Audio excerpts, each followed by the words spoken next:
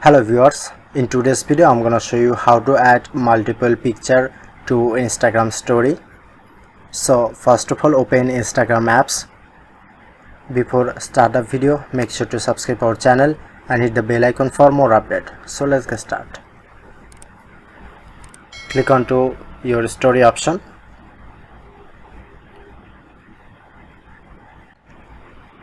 First select a photo for story. Look at the top bar, tap onto sticker icon.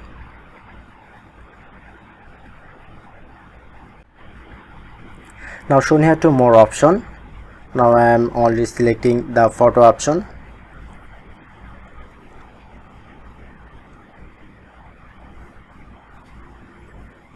Select the another picture, and you can easily edit or customize. Tap onto arrow icon and click on to share.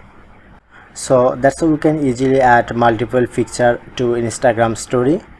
If in this video helpful, please hit the like button and subscribe our tutorial channel for more video.